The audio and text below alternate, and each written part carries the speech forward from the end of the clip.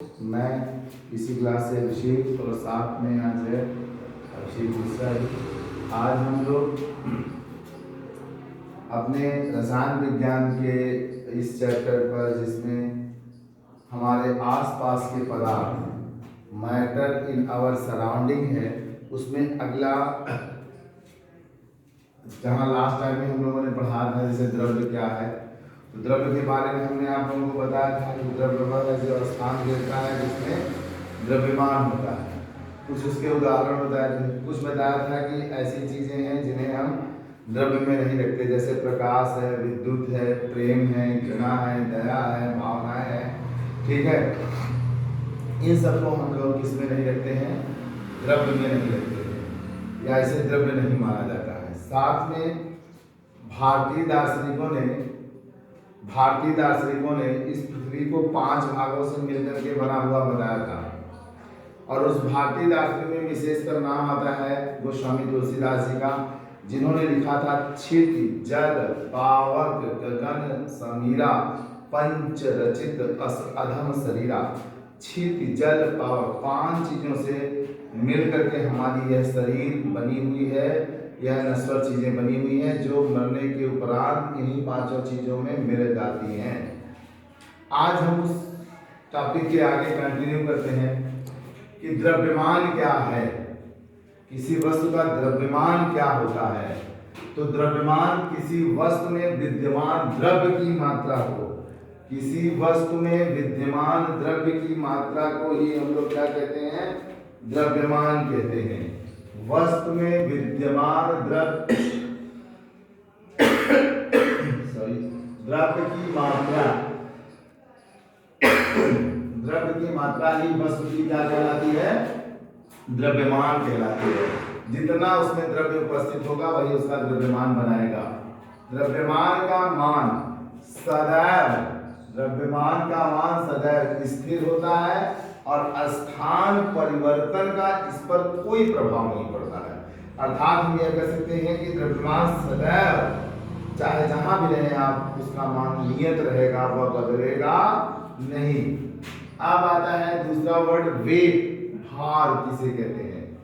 तो जिस बल से पृथ्वी किसी वस्तु को अपनी तरफ आकर्षित करती है, जिस बल से पृथ्वी किसी वस्तु को अपनी तरफ आकर्षित करती है, उससे उस वस्तु का भार कहते हैं, उसे ही उस वस्तु का भार कहते हैं। इसका मान स्थिर नहीं होता है, और यह स्थान परिवर्तन के साथ बदल सकता है। इसका मान, भार का मान स्थिर नहीं होता है, स्थान परिवर्तन के साथ इसको बदला जा सकता है। अब आता है कि द्रव्यमान तथा भार में संबंध क्या होंगे। तो यदि वस्तु का द्रव्यमान हम लोग क्या मान लें? यम, और वस्तु का भार मान लें क्या? डब्ल्यू। यदि वस्तु का द्रव्यमान मान लें हम लोग यम, और वस्तु का भार मान लें हम लोग डब्ल्यू, तो याद रखिए एक फार्मूला डेवलप हो जाता है। W इज इक्वल टू होता है m इंटू जी, जहां जी गुरुत्वीय जनित त्वरण को व्यक्त करता है। जी का मान स्थान बदलने के साथ साथ बदल जाता है। इसी कारण जी के मान बदलने के कारण यम का मान भी क्या होता है? परिवर्तनशील होता है, वेरिएबल होता है, चेंज हो जाता है।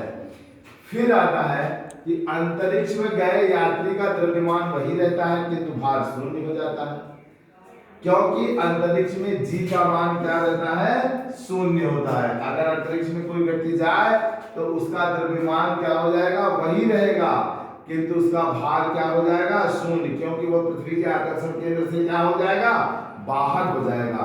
तब किसी अंतरिक्ष यात्री का जी का मान शून्य हो जाता है। क्यों? क्योंकि आपके किसका मान कम हो गया? भार का मान कम हो गया। और जब भार का मान चेंज हो गया, शून्य हो गया, तो यम का 0 लिख देंगे और जी से मल्टीप्लाई करेंगे तो जी का मान भी क्या हो जाएगा? 0 हो जाएगा। चंद्रमा पर जी का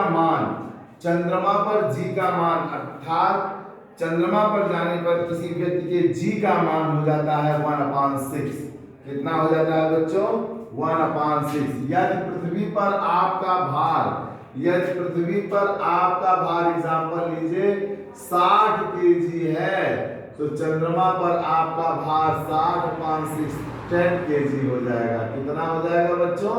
10 केजी। बात समझ में आ रहा है? चंद्रमा पर आप कितने किलो हो जाएंगे?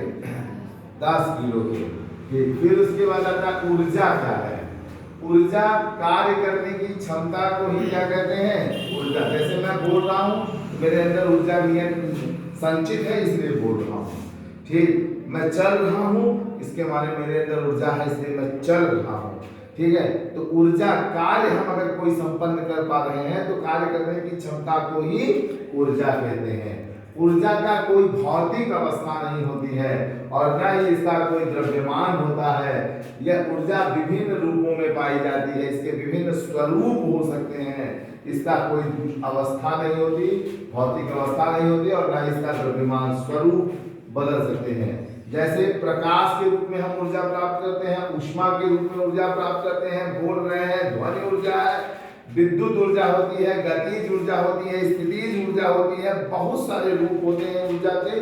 आप इतना याद रखें, बहुत होता है।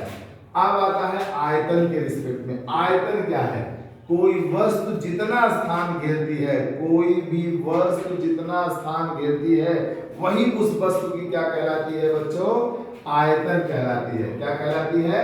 आयतन। आयतन साधारणतः लीटर में नापते हैं, गैस का या द्रव का। 1 लीटर बराबर कितना होता है? 10 to the power 3 semi cube या 1 मीटर क्यूब। 1 मीटर क्यूब बराबर होता है 1000 लीटर और 1 लीटर बराबर होता है 1 डेसीमीटर क्यूब। बच्चों इतना दूर आज हमने बताया है। अब इसके बाद अगले पीरियड बताएंगे द्रव्य की भौतिक अवस्थाएं कितने प्रकार की होती हैं और उनमें हमें कौन कौन सा पढ़ना है। आज का वीडियो यहीं तक, इसको आप देखिएगा मन से। अगर समझ में नहीं आता तो कमेंट करके जरूर बताइएगा। धन्यवाद बच्चों।